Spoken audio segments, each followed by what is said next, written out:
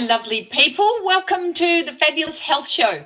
I'm your host, Terry Chrisman, and I'm a whole foods plant-based nutritionist. And this podcast is all about helping you obtain optimal health so that you can live a long, happy life and age with grace and vitality. Today it's episode 14, and we're going to talk about how to stop food cravings and what to eat when they hit.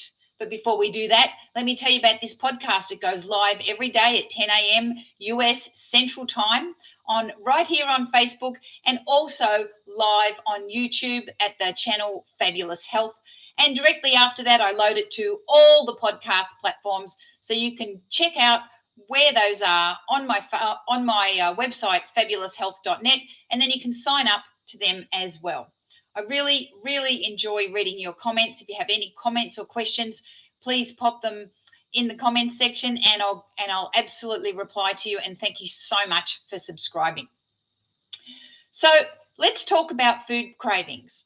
Food cravings are usually caused by processed food. I mean, have you ever really craved broccoli? Well, I have, but some people do not. Most people don't crave broccoli. They crave processed foods. So processed foods are devoid of nutrients, or they have very, very little nutrients. And when I say little nutrients, I mean vitamins and minerals and phytonutrients. I don't mean carbs and fat and sugar.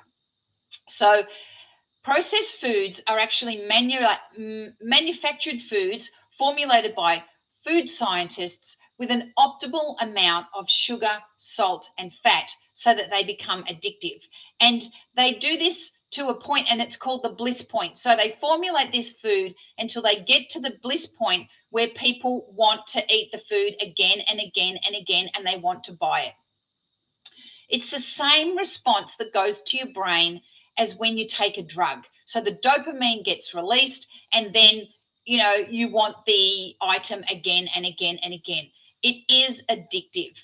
So food cravings, they can come by looking at a food, by smelling a food, by hearing the packet rattle, or by memory. All these different senses make you want the food. And you've got to remember that food cravings are not controlled by your stomach. They're not a function of hunger. They're actually a function of your brain remembering that dopamine response and wanting another hit of that lovely chemical in the brain. So how do you stop them? The very simplest way to stop a food craving is to stop eating processed foods and to start eating high nutrient foods. And your high nutrient foods are your fruits, your vegetables, your whole grains, and your legumes. And these foods have tons and tons of vitamins and minerals and phytonutrients that fuel your body so that you're not going to be deficient in any one nutrient, and therefore you're not going to get any food cravings at all. So the more fresh fruit, fresh vegetables, legumes, and whole grains that you eat, the less likely that you are to have a food craving. But what if you're not eating a whole foods plant-based diet full of fresh fruits and vegetables and whole grains and legumes, and you're getting these food cravings? Well, you've got to start somewhere, yeah? So stop and think.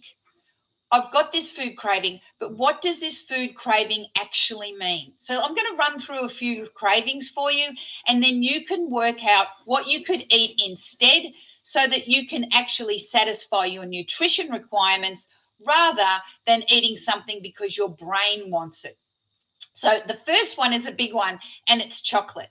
Now, people get cravings for chocolate because it's completely yummy. Yeah, so it's a desire to eat the chocolate, not a hunger for chocolate. But if you really could kill for a chocolate bar, then have a look at what's inside the chocolate, and it's cacao or cocoa. And cocoa is full of magnesium. So magnesium is fantastic for your body. It helps you recover after exercise. It's a major electrolyte, and you sweat it out. So if you've been working out and you want chocolate afterwards, you really need magnesium. So you can have something with cacao in it.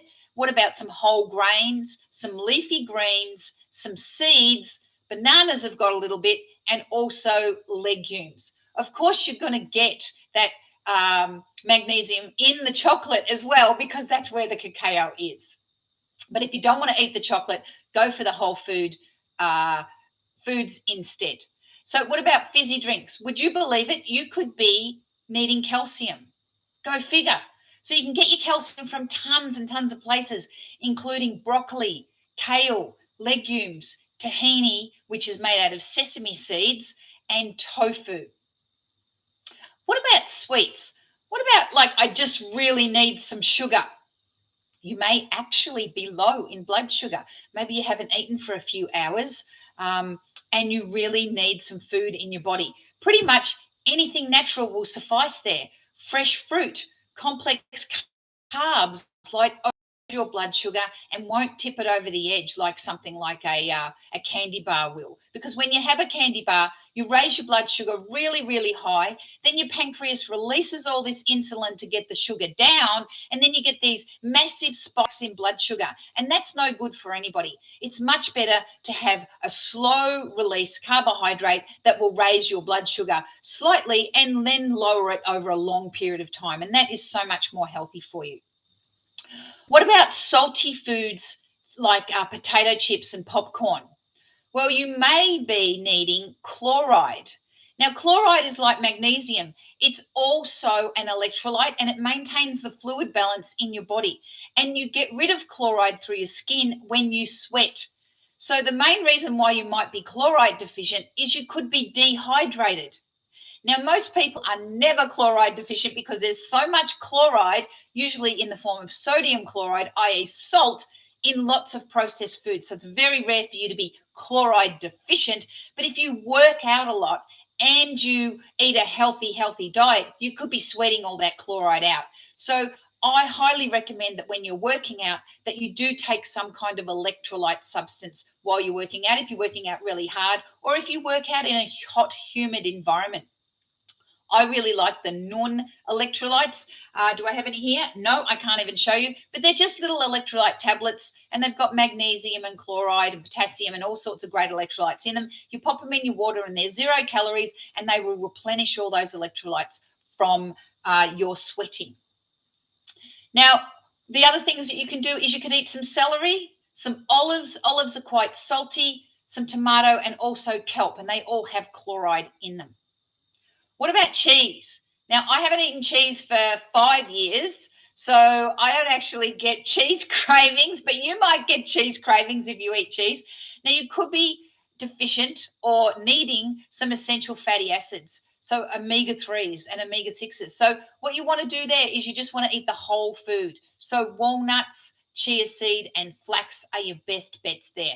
Sure, you're not going to just munch on a handful of flax seeds. That would be disgusting. You're going to blend them up and put them in a juice or blend them up and put them in a shake. The same with the chia seeds. You need to soak them. You could blend them up with some banana and make some chia seed pudding, sprinkle some flax on top and put some walnuts in there. And that is a really, really nice way to get those essential fatty acids. And you get lots and lots of protein in that too.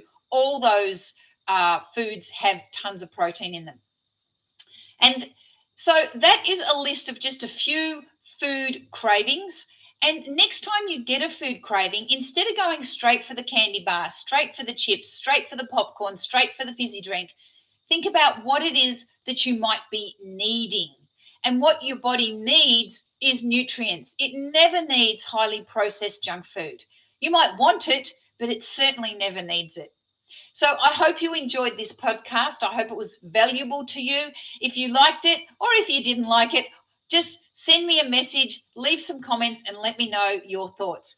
And if you really want to take your health to the next level, head over to my website, fabuloushealth.net, and check out my new course, The Quick Road to Fabulous Weight Loss, where I put all this stuff together in a fantastic online course. You even get some one-on-one time with me, and it'll really help you on your health journey, get to optimal health.